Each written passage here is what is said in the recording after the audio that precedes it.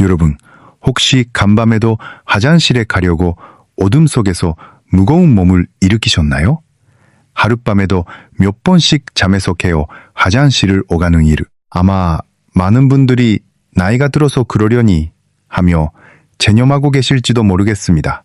하지만 오늘 제가 아주 놀라운 사실 하나를 말씀드릴게요. 국내 한비뇨의학 전문학회의 방대한 데이터에 따르면 60대 이상 어르신 여러분 중 7분이 이 야간 빈뇨를 매일 밤 겪고 계십니다.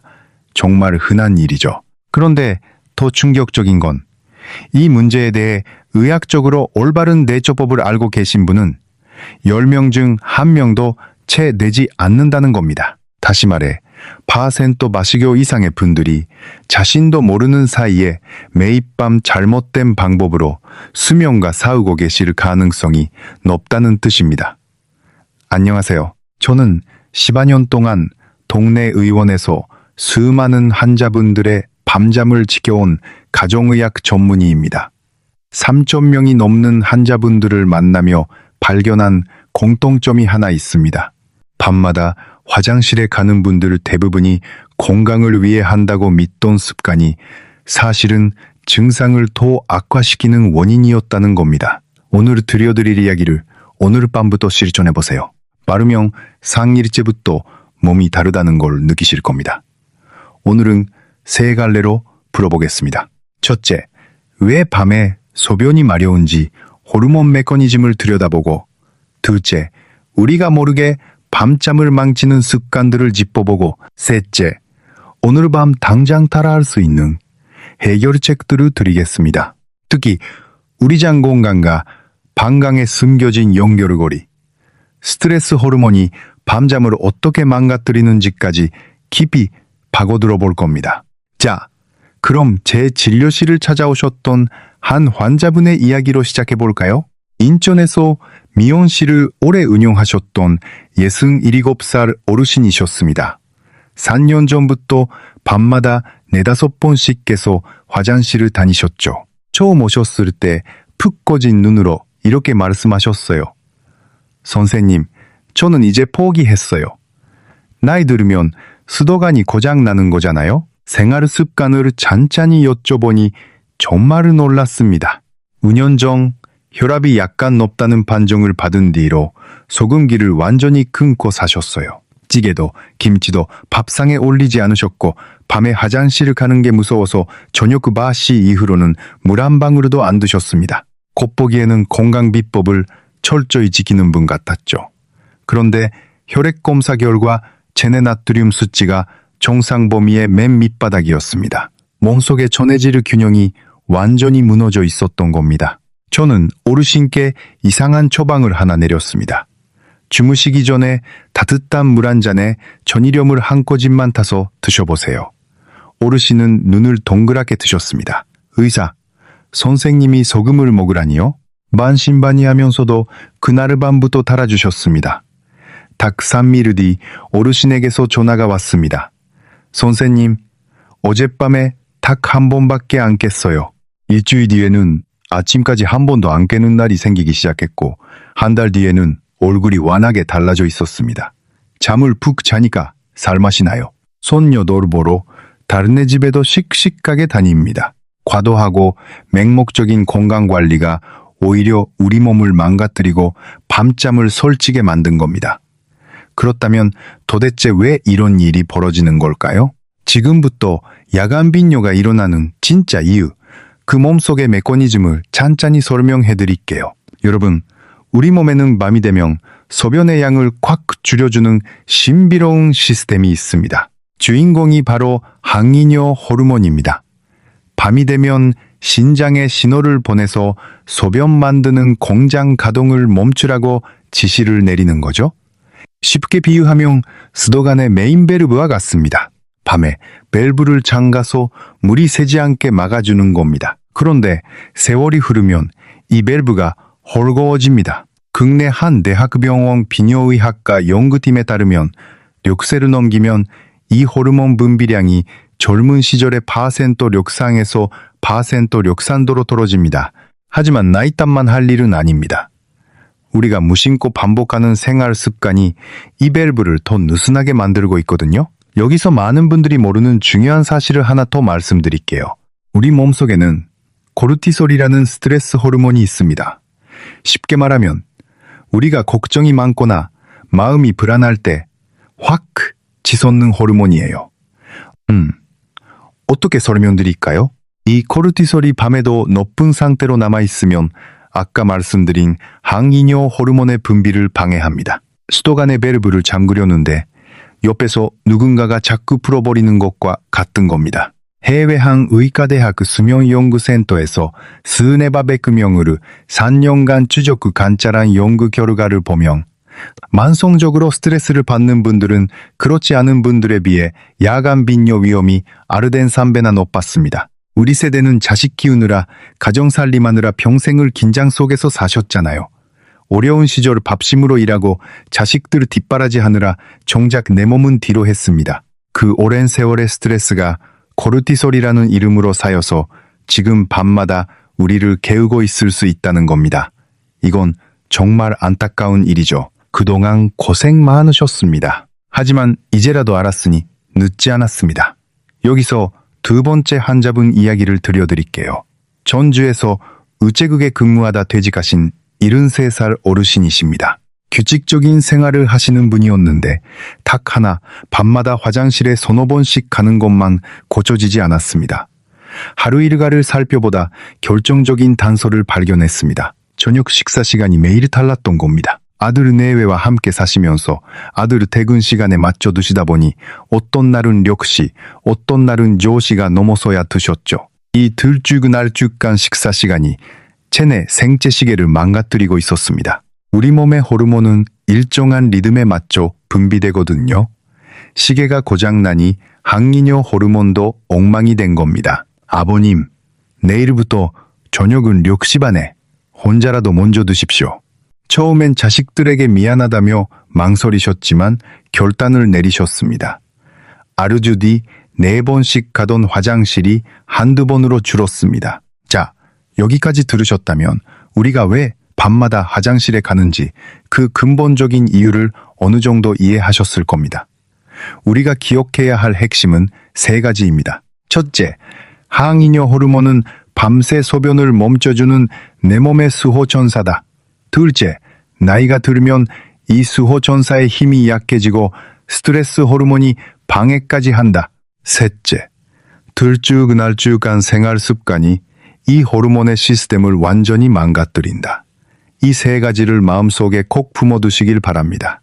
이제 곧 두 번째 이야기로 넘어갈 건데요. 우리가 모르게 매일 밤 저지르고 있는 치명적인 습관들을 짚어보겠습니다. 첫 번째 위험한 습관은 저녁 이후 물을 아예 끊어버리는 겁니다. 그 마음 저도 압니다. 하지만 이건 물 한 집에 부채질하는 격입니다. 물을 안 마시면 혈액이 끈적해지고 신장이 이거를 정화하려고 무리하면서 밤새 소변을 조금씩 자주 만들어냅니다. 핵심은 완전히 끊는 게 아니라 잠들기 한두 시간 전에 따뜻한 물 반 잔 정도를 천천히 마시는 겁니다. 두 번째 위험한 습관은 극단적인 저염식입니다. 아까 인천의 어르신 경우가 바로 이랬죠. 소금, 즉 나트륨은 우리 몸속에서 수분을 꽉 붙잡아두는 스펀지 같은 역할을 합니다. 나트륨이 너무 부족해지면 우리 몸은 물을 머금고 있을 능력을 상실해버립니다. 마신 물이 세포로 가지 못하고 그대로 소변으로 빠져나가는 거죠. 말 그대로 밑 빠진 독에 무르붓기입니다. 게다가 나트륨이 부족하면 방광 근육도 예민해져서 소변이 조금만 차도 당장 화장실 가야 한다는 고지 신호를 보냅니다. 건강한 분이라면 하루 몇 그램 정도의 소금은 몸을 살리는 생명수와 같습니다. 세 번째는 잠들기 직전에 뜨거운 목욕입니다. 목욕 자체는 수면에 좋지만 타이밍이 문제입니다. 직전에 뜨거운 물에 들어가면 혈관이 넓어지면서 신장으로 피가 몰려들고 소변이 마구 만들어집니다. 잠자리에 들기 최소 1시간 전에 목욕을 마치세요. 네 번째는 저녁 식사 후 카페인입니다. 커피만 조심하시는 분 많은데 녹차, 홍차, 우롱차에도 카페인이 숨어 있습니다. 카페인은 강력한 이뇨제거든요. 오후 2시 이후로는 카페인 음료를 몰이 하시고 보리차나 카모마일 차를 곁에 두세요. 5번째, 위험한 습관은 들쭉날쭉한 지침 시간입니다. 우리 몸속의 생체 시계는 규칙적인 리듬을 사랑합니다. 또 매일 같은 시간에 불을 끄고 눕고 같은 시간에 눈을 뜨는 것, 이것이야말로 헝클어진 호르몬을 제자리로 돌려놓는 가장 강력한 처방전입니다. 어떻게든 지침 시간의 오차를 이 시간 이내로 묶어두시려 노력하세요. 자, 이렇게 5가지 위험한 습관을 짚어보았습니다. 들으시면서 아이고 저거 내 얘기인데 하며 뜨끔하신 분들 계시죠? 여기서 잠깐 우리가 놓치기 쉬운 아주 중요한 이야기를 하나 더 해야겠습니다. 여러분, 혹시 장이 안 좋으면 방광도 문제가 생긴다는 사실 알고 계셨나요? 이건 정말 놀라운 사실인데요. 국내 한 의과대학 소화기내과 연구팀이 최근 발표한 논문에 따르면 장내 유익균이 부족한 분들은 야간 빈뇨 발생 확률이 이때 10배나 높았습니다. 이유가 뭘까요? 우리 장 속에 사는 유익한 세균들은 세로토닌이라는 물질을 만듭니다. 놀랍게도 우리 몸의 세로토닌 중 무려 93%가 뇌가 아니라 장에서 만들어집니다. 이 세로토닌은 밤이 되면 수면 호르몬인 멜라토닌으로 바뀌고, 멜라토닌은 아까 말씀드린 항이뇨 호르몬과 손을 잡고 일합니다. 쉽게 말하면 장이 건강해야 밤에 소변을 줄여주는 호르몬도 제대로 나온다는 뜻입니다. 장이 망가지면 수면 호르몬도 소변을 멈추는 호르몬도 다 무너지는 겁니다. 그런데 다행히도 이건 정말 다행인데요. 우리 전통 음식에 답이 있습니다. 김치, 된장, 청국장. 우리 어머니들이 늘 상에 올려주시던 바로 그 음식들이 장내 유익균을 폭발적으로 늘려줍니다. 특히 잘 익은 김치에 들어있는 유산균의 양은 해외 한식품미생물학 연구소의 분석에 따르면 시중에 파는 유산균 보충제 한 알보다 아르덴치배나 더 많다고 합니다. 청국장은 또 어떻습니까? 우리 할머니 할아버지 세대가 겨울이면 늘 끓여 드시던 청국장에는 장을 살리는 유익균이 밥 한 숟갈당 수억 마리가 살고 있습니다. 비싼 건강보조식품은 따로 살 필요가 없습니다. 돈 한 푼 들이지 않아도 됩니다. 우리 집 냉장고에 있는 김치 한 접시, 된장국 한 그릇이 밤잠을 지켜주는 보약인 셈이죠. 다만 저녁보다는 아침이나 점심에 드시는 게 좋습니다. 저녁에 국물 많은 된장찌개를 드시면 수분 섭취가 늘어 밤에 화장실을 갈 수 있으니까요. 이쯤에서 3번째 환자분 이야기를 안 할 수가 없네요. 대구에서 택시를 오래 운전하다 퇴직하신 64살 어르신이었습니다. 당뇨를 앓고 계셔서 식단 관리라면 둘째가라면 서러울 정도로 철저하셨습니다. 그런데 밤마다 6번, 7번씩 화장실을 가시느라 낮에는 수면 부족으로 구벅저는 게 일상이셨죠. 손자가 할아버지 왜 맨날 졸아요? 하고 물을 때마다 가슴이 아프셨다고 합니다. 어르신의 생활을 들여다보니 방금 말씀드린 5가지 나쁜 습관 중 무려 4가지나 해당되었습니다. 저녁 먹고 나면 물은 한 방울도 안 드셨고 당뇨에 앉았다며 소금은 거의 큰다시피 하셨죠. 게다가 잠들기 직전에 폴폴 흐르는 물에 반신욕을 하셨고 낮이나 밤이나 녹자를 물처럼 달고 사셨습니다. 저는 어르신께 아주 중요한 제안을 했습니다. 아버님, 이거를 한 번에 다 고치려고 하면 스트레스 받아서 병납니다. 우리 일주일에 닭 하나씩만 바꿔봅시다. 첫 번째 주에는 녹자를 오후 3시까지만으로 제한했습니다. 놀랍게도 그것만으로 밤에 깨는 횟수가 한 번 줄었습니다. 두 번째 주에는 반신욕을 저녁 식사 전으로 당겼습니다. 또 한 번이 줄었죠. 세 번째 주에는 주무시기 전에 따뜻한 물에 소금을 한 꼬집 타서 드시게 했습니다. 3주가 지나자 하룻밤 지번 가던 화장실을 3번으로 줄일 수 있었습니다. 그리고 한 달이 지난 후에는 밤에 한두 번 케이까 말까 한 상태가 되었습니다. 어르신은 제 손을 꽉 잡고 말씀하셨습니다. 선생님, 이렇게 사소한 거를 바꾸는 것만으로 좋아질 줄은 꿈에도 몰랐습니다. 이 어르신의 이야기가 우리에게 주는 교훈은 명확합니다. 욕심내서 한 번에 다 뜯어고치지 마라. 오늘부터 내가 당장 할 수 있는 가장 쉬운 것 딱 하나만 골라서 시작하세요. 그 작은 물결이 결국 큰 파도가 되어 여러분의 건강을 지켜줄 겁니다. 자, 이제 오래 기다리셨습니다. 오늘 밤부터 당장 내 방에서 실천할 수 있는 해결책들을 모두 풀어놓겠습니다. 첫 번째 비법은 취침이 시간 전 수면 리듬 마시기입니다. 따뜻한 물 종이컵 한 컵을 40도 정도로 데우고 전이름을 손끝으로 한 꼬집만 넣어줍니다. 정제된 맛소금이 아니라 미네랄이 살아있는 전이름이나 죽염이어야 합니다. 레몬즙을 2-3방울 떨어뜨리면 더 좋고 없으면 유자나 귤즙도 괜찮습니다. 이 물을 의분해서 10분에 걸쳐 천천히 홀짝이면서 심호흡을 5번 반복해보세요. 배가 모로깨지도록 들이마시고 길게 내뱉는 겁니다.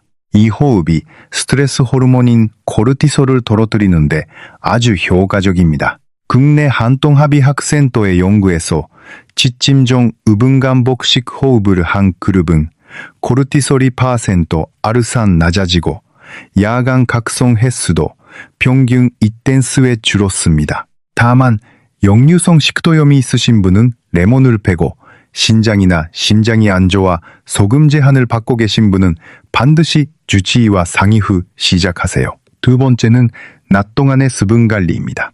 하루 마실 물의 절반 이상을 오전에 충분히 드셔두세요. 아침에 미지근한 물 한 잔으로 시작하고 오전 내내 조금씩 홀짝이는 겁니다. 오후부터는 속도를 늦추고 력시 이후로는 취침 전 루틴 외에 수분 섭취를 멈추시는 게 좋습니다. 세 번째는 저녁 식사의 기술입니다. 잠들기 3시간 전 가급적 6시에서 7시 사이에 드시고 찌개보다는 생선구이, 나물무침, 두부조림처럼 물기 적은 반찬 위주로 드세요. 수박이나 멜론 같은 수분 많은 과일도 저녁에는 피하시는 게 좋습니다. 네 번째는 오후 걷기입니다. 오후 2시에서 6시 사이에 30분 정도 걸어주세요. 낮 동안 종아리에 쏠려 고인 수분으로 걷기 운동이 펌프질에서 위로 올려보내줍니다. 이걸 안 하면 밤에 누웠을 때 다리에 고인물이 한꺼번에 쏟아져 나와 소변이 됩니다. 다섯 번째 비법, 잠들기 직전 침대 위에서 하는 다리 올리기입니다. 주무시기 시간 전쯤 방바닥이나 침대에 등을 대고 편안히 누우세요. 그리고 두 다리를 벽에 기대어 수직으로 올리거나 푹신한 쿠션을 종아리 밑에 높이 받쳐서 다리가 심장보다 높이 올라가게 만들어줍니다. 이 자세로 10분에서 20분 정도 가만히 눈을 감고 쉬어주세요. 그리고 여섯 번째, 이것은 오늘 제가 꼭 알려드리고 싶었던 건데요. 바로 골반 바닥 근육 운동입니다. 따라오고 계시죠? 방광은 근육 주머니입니다. 이 주머니를 밑에서 받쳐주는 골반 바닥 근육이 약해지면 소변이 조금만 차도 참기가 힘들어집니다. 특히 우리 세대 여성분들은 출산 경험 때문에, 남성분들은 조립선 문제 때문에 이 근육이 많이 약해져 있을 수 있어요. 운동 방법은 아주 간단합니다. 소변을 참는다는 느낌으로 아랫배에 힘을 탁 주세요. 산쪽안 꽉 조이고 산쪽안 풀어줍니다. 이거를 하루에 3번, 한 번에 여러 회씩만 반복하면 됩니다. 아침에 일어나서 10번, 점심 먹고 10번, 저녁에 텔레비전 보면서 10번. 이게 다입니다. 앉아서도 되고 누워서도 됩니다. 돈 한 푼 안 듭니다. 도구도 필요 없습니다. 남들이 볼 때 전혀 티가 안 나니까 어디서든 할 수 있습니다. 국내 한 대학병원 비뇨의학과에서 발표한 임상 결과를 보면 이 운동을 몇 주간 꾸준히 한 분들은 야간 빈뇨 횟수가 평균 % 연주시 줄었습니다. 약 하나 안 먹고 이 정도 효과를 본 겁니다. 처음 2, 3일은 감이 안 잡히실 수도 있어요. 그런데 일주일만 하시면 아, 이 느낌이구나 하고 자연스럽게 되실 겁니다. 목포에서 작은 식당을 운영하다 은퇴하신 76살 어르신의 이야기가 좋은 본보기가 될 것 같네요. 남편을 먼저 떠나보내고 홀로 지내시던 어르신은 밤마다 5번씩 깨서 화장실을 가느라 낮에는 녹조가 되어 시장 보러 나갈 기력도 없으셨습니다. 어르신은 제 당부대로 정말 일주일에 닭 하나씩만 실존하셨습니다. 첫 주에는 주무시기 전에 따뜻한 소금물만 드셨고 둘째 주에는 녹자를 치우고 구수한 보리자를 그리셨죠. 셋째 주에는 저녁 식사를 력시반으로 못 박았고 넷째 주에는 골반 바닥 근육 운동을 시작하셨습니다. 소변 잡는 느낌으로 하루 3번, 10번씩. 한 달 뒤 어르신의 밤은 어떻게 변했을까요? 5번 가동 화장실을 단 한두 번으로 줄이셨습니다. 어르신이 제 손을 잡고 눈물을 글썽이며 하시던 말씀이 지금도 선합니다. 선생님, 처음부터 다 하라고 했으면 곱 먹고 관뒀을 거예요. 하나씩 하다 보니 어느새 다 하고 있더라고요. 요즘은 밤에 푹 자니까 아침에 눈 뜰 때 오늘은 또 뭐 재밌는 걸 해볼까 하고 가슴이 설렙니다.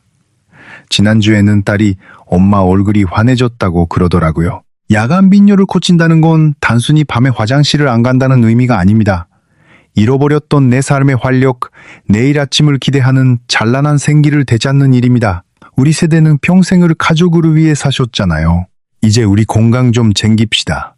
손주들과 공원에서 뛰어놀고 친구들과 웃으며 차 한 잔 나누는 그 평범한 행복 충분히 되찾으실 수 있습니다. 자, 오늘 말씀드린 핵심을 마지막으로 정리해 드릴게요.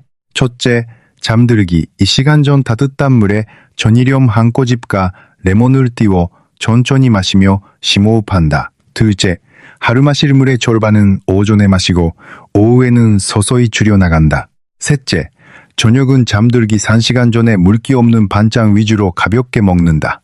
넷째, 오후 스시에서 력시 사이에 가볍게 동네를 걷는다. 다섯째, 잠들기 전 다리를 심장보다 높이 올려 하체의 수분을 빼준다.